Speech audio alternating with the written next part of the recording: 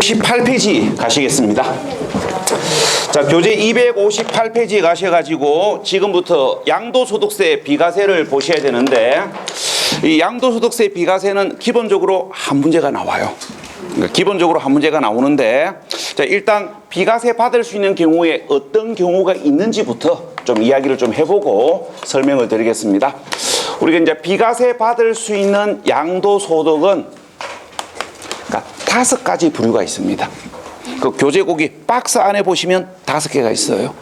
자, 그러면 이제 제일 먼저 우리가 개인이 법원으로부터 파산 선고를 받은 이후에 처분을 함으로 인하여 발생되는 양도소득은 비과세합니다. 자, 그런데 요 이야기는 우리 시험 문제에서 세부적 기준을 가지고 출제할 가능성은 없습니다. 그래서 그냥 제목만 알고 계시면 돼요. 파산 선고 양도소득은 비과세 받을 수 있다고 제목만 보시면 됩니다. 그 다음에 이제 두 번째, 농지 교환 분합. 그러니까 농지 교환 분합 양도소득에 대하여 비과세 가능합니다. 뭐 교환이 뭔지는 아실 거고 분합은 뭡니까?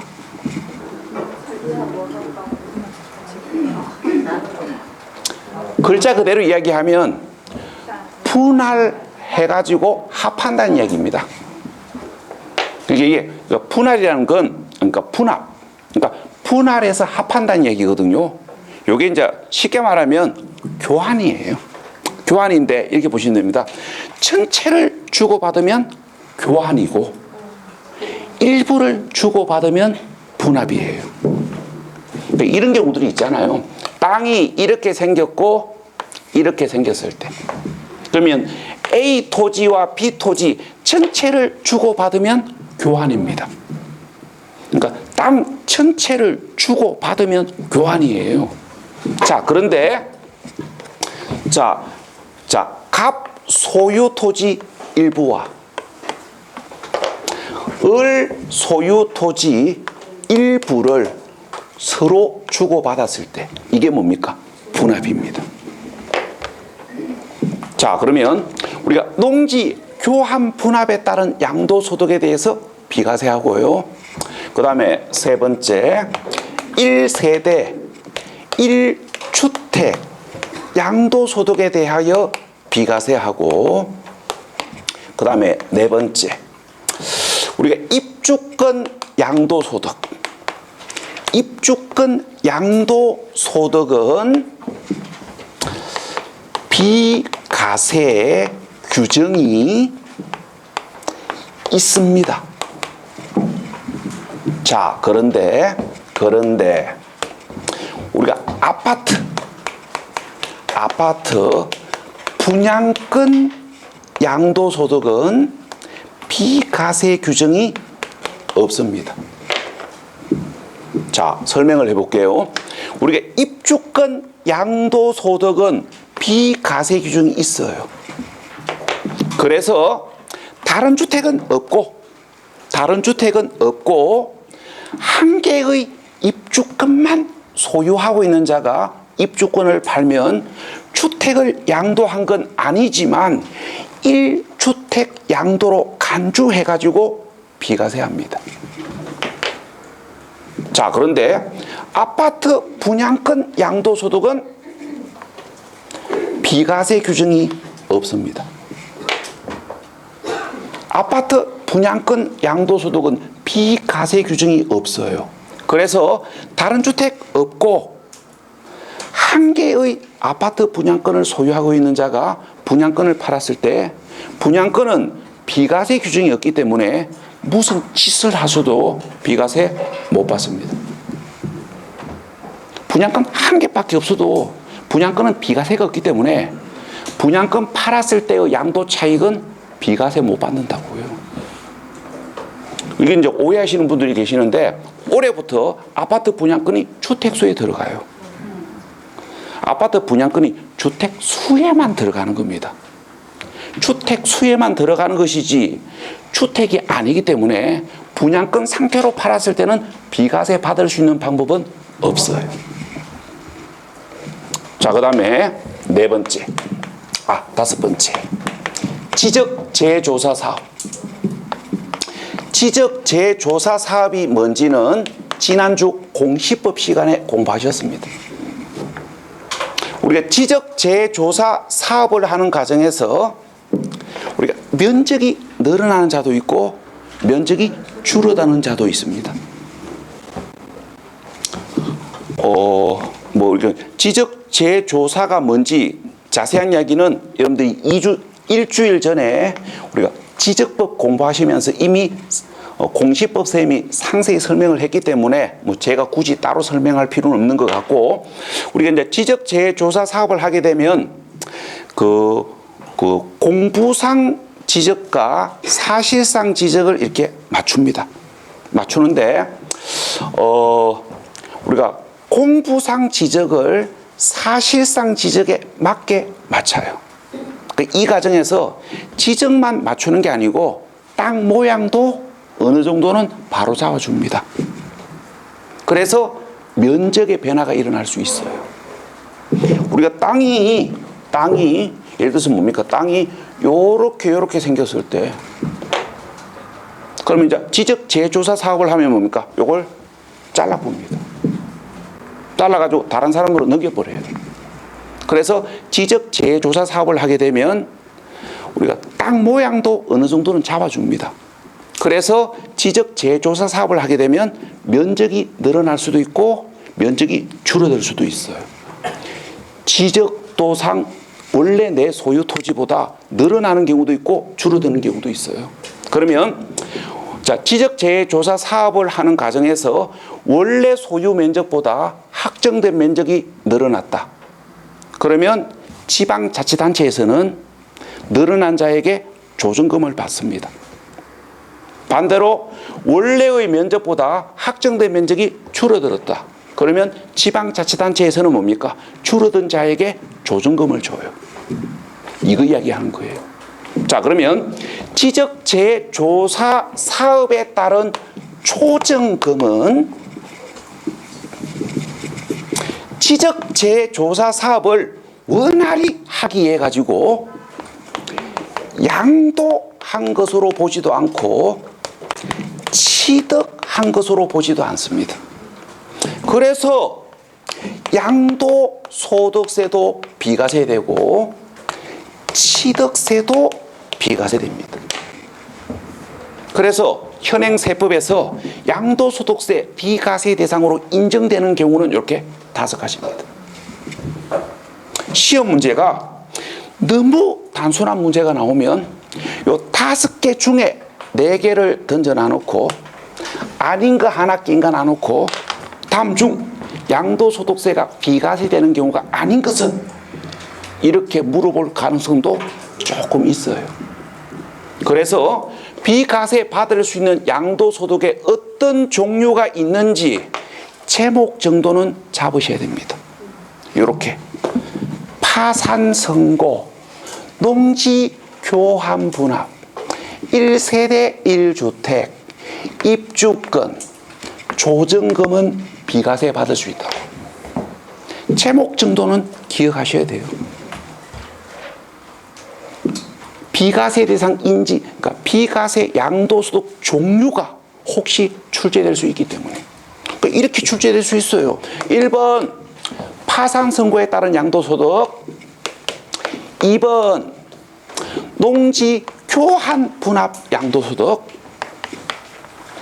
3번 농지 대토에 따른 양도소득, 4번 지적재조사 사업에 따른 조정금, 5번 초합원 입주권 갈로 열고 다른 주택 없는 경우. 이렇게 적어놔놓고 다음 중 비과세 대상이 아닌 것은 이렇게 출제될 여지가 있다고요. 그래서 비과세 받을 수 있는 양도소득에 어떤 종류가 있는지 일단 제목을 먼저 살짝 기억하시라고요. 답은 3번입니다. 농지 교환 분합에 따른 양도소득은 비과세 대상이에요. 그런데 농지 대토에 따른 양도소득은 비과세 대상이 아니고 양도소득세 납세 의무를 깎아주는 감면 대상입니다. 그래서 이런 식으로 출제할 여지가 살짝 있어요. 그래서 제목 체크하시고, 자, 그 다음에 이제 시험 문제에서 비과세 양도소득의 구체적 이야기가 시험에 나오면 농지 물어보거나 주택 물어봅니다. 그래서 이 두 놈은 세부 기준을 봐야 됩니다. 나머지는 제목만 보시면 돼요. 자, 그런데 최근에 농지 비과세 세부 기준을 물어봤기 때문에 올해는 주택 비과세 세부 기준을 물어볼 가능성이 절대적입니다. 그래서 일단 주택부터 먼저 설명하겠습니다. 교재 260페이지.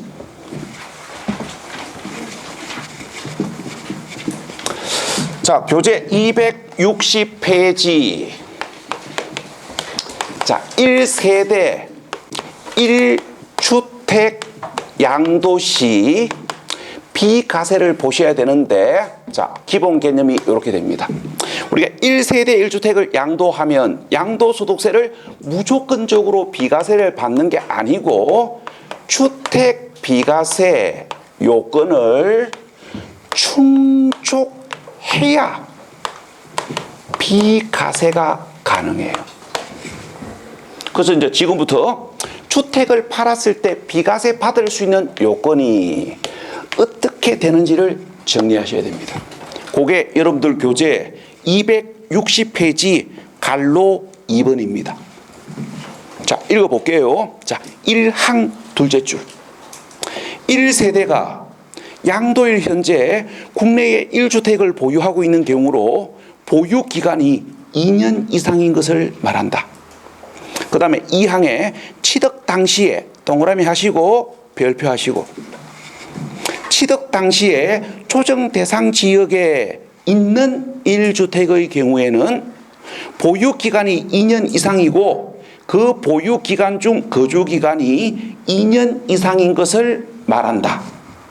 자, 그럼 지금부터 설명을 해 보겠습니다. 자, 주택을 팔았을 때 비과세를 받으려면은 1세대가 국내에 소재하는 하나의 주택을 2년 이상을 보유, 양도해야 됩니다. 자, 설명을 해보면 주택을 팔았을 때 비과세를 받으려면 주택은 하나여야 됩니다. 주택을 팔았을 때 비과세를 받으려면 2년 이상을 보유 양도하셔야 돼요. 물어봅시다. 언제? 언제? 자, 언제냐면은, 자, 쉽게 갑시다. 양도소득세입니다. 양도소득세라고요. 그래서 언제냐면은 양도하는 날 현재. 양도하는 날 현재 1주택이면 비과세 받을 수 있다고요. 어제까지 집이 3개였더라도, 예를 들어서 어제까지 집이 3개 있었는데 어제 2개 팔고 오늘 하나 판다고 가정합시다. 그러면 오늘 양도하는 날 현재는 1주택이지요. 어제까지 3주택이었지만 오늘 양도하는 날 현재는 1주택이니까 비과세 받을 수 있다. 그러니까 양도하는 날 현재 1주택 소유이면 됩니다. 그래서 제가 조금 전에 이야기를 드렸듯이 3주택 이상 소유자가 어제 2개 팔고 오늘 하나 양도하면 어제 양도하는 주택은 양도일 현재 1주택이 아니기 때문에 비과세를 못 받지만 오늘 파는 주택은 양도일 현재 1주택이기 때문에 비과세 받습니다. 양도하는 날 현재가 기준이에요. 자, 그 다음에 당해 주택에 거주한 기간은 몇 년 이상 거주해야 비과세 받습니까? 여기서 이제 일반인들의 오해가 시작됩니다.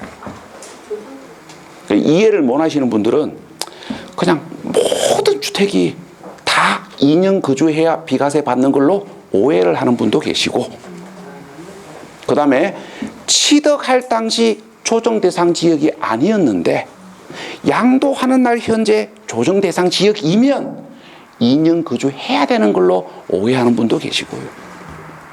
법을 제대로 캐치를 못 해가지고 이런 오해가 생기는 겁니다. 자, 지금부터 설명을 드립니다. 취득할 당시,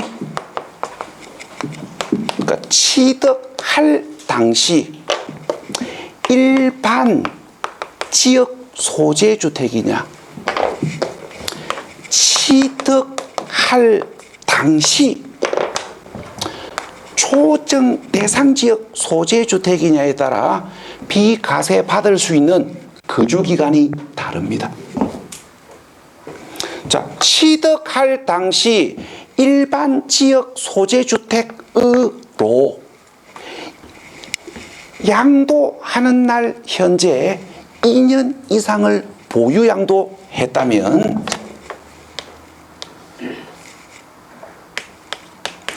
거주 기간에 관계없이 비과세 받습니다. 양도할 당시 초정 대상 지역으로 지정이 되더라도 양도할 당시 초정 대상 지역이냐 아니냐는 비과세 거주기간하고 관계없어요. 그러니까 취득할 당시 일반 지역 소재주택이고 양도일 현재 2년 이상을 보유 양도했다면 양도 당시 초정 대상 지역으로 지정이 되더라도 실제 거주한 기간에 관계없이 비과세 받습니다. 자, 그런데 취득할 당시 초정 대상 지역 소재주택을 취득한 경우에는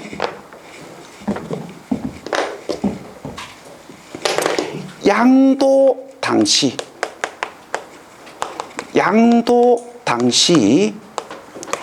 초정 대상 지역에서 해제가 되더라도 보유 기간 중 거주 기간이 2년 이상이어야 비과세 받습니다.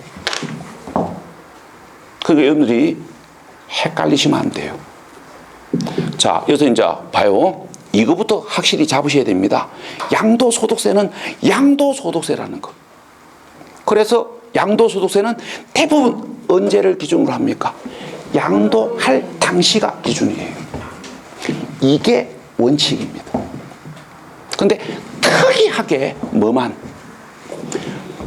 조정 대상 지역 거주 기간 2년만 취득 당시가 기준이에요.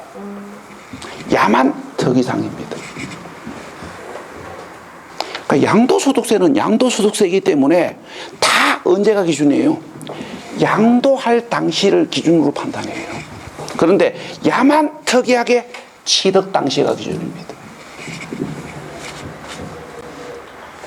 자, 그러면 여기다가 한마디 더 해볼게요. 다주택 소유자가 여러분들이 2주 후에 공부할 이야기입니다. 다주택 소유자가 초정 대상 지역 안에 소재하는 주택을 양도하면, 그러니까 다주택 소유자가 초정 대상 지역 안에 소재하는 주택을 양도하면 3년 이상 보유 양도하더라도 장기 보유 특별 공제 대상에서 장특공 공제 대상에서 제외되고요. 양도소득세가 중과세됩니다. 근데 이때 이제 중과세되는 세율이 5월 31일 이전에 양도하느냐 6월 1일 이후에 양도하느냐에 따라 중과세율이 다릅니다. 자, 그런데 우리는 21년 10월 30일 현재 시행되는 법령에 의하여 답안을 작성하도록 되어 있기 때문에 5월 31일 이전에 팔았을 때 세율이 어떻게 되는지는 몰라도 돼요. 10월 31일 현재 시행되는 법령에 의해서 답안을 작성하면 되기 때문에 5월 30일 이전에 팔았을 때 양도소득세의 세율이 어떻게 되는지는 개인적으로 필요하지 아니하면 볼 거 없고 6월 1일 이후에 팔았을 때 세율이 어떻게 되는지만 알고 계시면 됩니다. 왜? 요게 10월 31일 현재 시행되는 법 아닙니까? 자, 그래서 자, 오해하지 마십시오. 자, 6월 1일 이후에 양도한 경우를 전제해 가지고 요걸 설명을 해 볼게요. 우리가 1세대 3주택 이상 소유자가 조정 대상 지역 안에 소재하는 주택을 양도하면 기본 세율의 30%를 합한 세율로 중과세합니다. 우리가 기본 세율이 최저 6%에서 최고 45%예요. 우리가 1세대 3주택 이상 소유자가 6월 1일 이후에 조정 대상 지역 안에 소재하는 주택을 양도하면 기본 세율의 30%를 합한 세율로 중과세합니다. 최고 75%.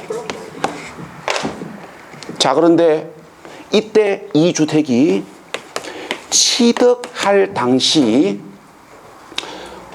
조정 대상 지역 소재주택이라면 이거 다주택이라면 취득세가 또 12% 중과세 되지요.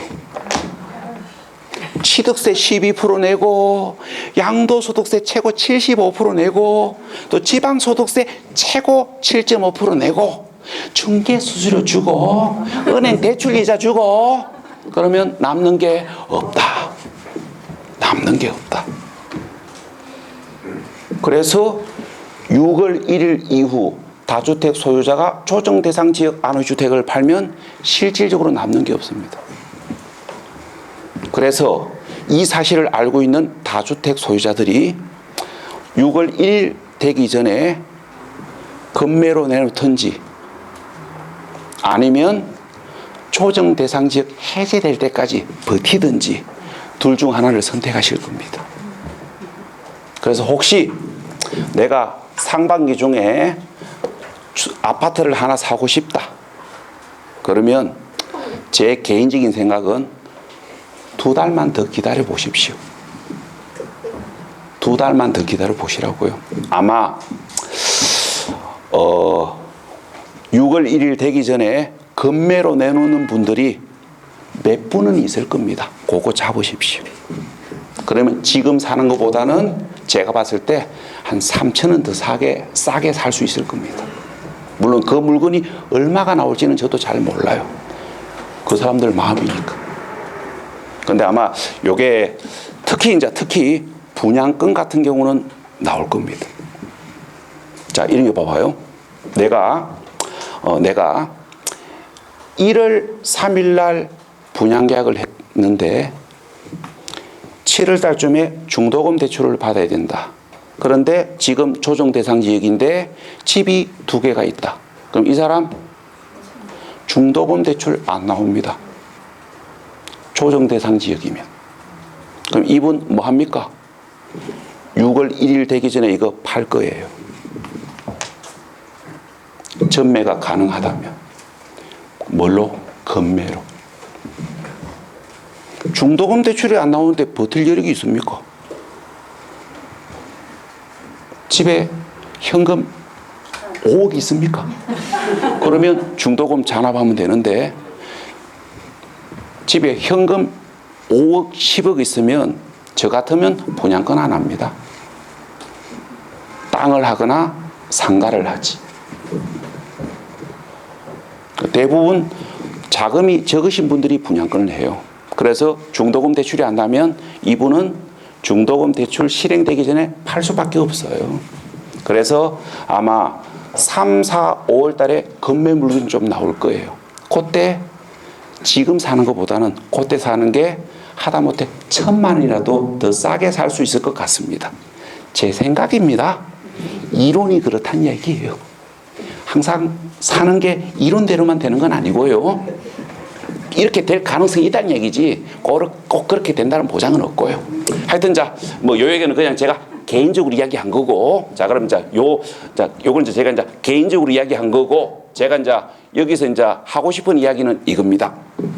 이때 조정 대상 지역은 언제? 양도 당시를 이야기하는 거예요. 양도 당시 조정 대상 지역이면 이렇게 된다. 그러니까 봐봐요. 우리가 양도소득세는 양도소득세이기 때문에 대부분 언제가 기준이에요? 양도 당시가 기준이에요. 그러니까 양도할 당시 1주택이면 비과세 받을 수 있고, 양도할 당시 2년 이상 보유했으면 비과세 받을 수 있고, 양도 당시 조정 대상 지역이면 이렇게 된다고요. 자, 그런데 야는 언제? 양도할 당시 조정 대상 지역이냐 아니냐 이걸 보는 게 아니고 취득 당시를 본다고요. 취득 당시 조정 대상 지역이면 양도일 현재 거주 기간이 2년 이상이어야 비과세 받습니다. 야만 특이사항이에요. 그러니까 다른 거는 다 언제가 기준입니까? 양도 당시가 기준인데 야만 특이하게 취득 당시가 기준입니다. 그래서 야만 기억하시면 돼요. 그런데 이 흐름을 이해를 못 하시는 분들은 뭡니까? 다 에올락하니까 뭡니까? 헷갈리는 거예요. 자, 여기까지가 주택 비과세 요건에서 알아야 될 이야기입니다. 자, 그러면 주택 비과세 요건을 봤으면 그 다음에 이제 봐야 될 거, 이걸 봐야 됩니다. 1세대가 하나의 주택을 2년 이상을 보유하다가 팔았음에도 불구하고 비과세 대상에서 제외되는 경우가 있고, 이게 중요한 이야기입니다. 교재 262페이지.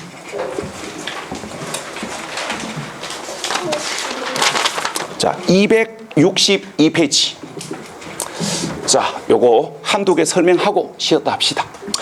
자, 제일 먼저 미등기 주택입니다. 자, 미등기 주택을 양도를 하면 1주택이더라도 비과세 대상에서 제외됩니다. 자, 이걸 여러분들이 덮어놓고 애울라 그러지 말고 왜 비과세 대상에서 제외되는지 그 이유를 알고 계시면 나도 모르게 기억합니다. 자, 설명을 해볼게요. 주택을 취득한 자가 등기를 하지 않고 미등기 상태에서 양도한다는 얘기는 어떤 속셈이 있다. 자, 이걸 미등기 양도를 직설적으로 이야기하면 몰래 사서 몰래 판다는 얘기예요. 뭐 하려고? 보령 안 나면 세금 안 내려고. 탈세 의도 아닙니까? 탈세 의도가 있는 자는 비과세 혜택을 줄 수가 없습니다. 그래서 미등기 주택을 양도하면 탈세 의도가 있는 것으로 보고 1주택 소유자이더라도 비과세 대상에서 제외됩니다. 그 다음에 두 번째, 여러분들 교재 허위신고. 그 허위신고 세부사항을 읽어보시면 이렇게 되어 있습니다. 매매 계약서상 거래가액과 실지 거래가액을 다르게 적은 경우. 물어봅시다. 와, 다르게 적었습니까? 세금 많이 내려고? 저는 그런 사람 못 봐십니다. 적게 내려고. 그 이야기를 대놓고 이야기하면 탈세하려고. 그래서 다르게 적은 사실이 보롱이 나면 탈세 의도가 있는 것으로 보고 1주택 소유자이더라도 비과세 대상에서 제외됩니다. 그 다음에 세 번째, 고가주택. 자, 고가주택이 어떤 주택을 이야기하는 거냐면은 실제 양도가액이 9억을 초과하는 주택입니다. 실제 양도가액이 9억입니다. 실제 양도가액이 9억을 초과하는 고가주택을 양도하면 1주택 소유자이더라도 비과세 대상에서 제외됩니다. 물어봅시다. 왜 고가주택은 비과세 대상에서 제외됩니까?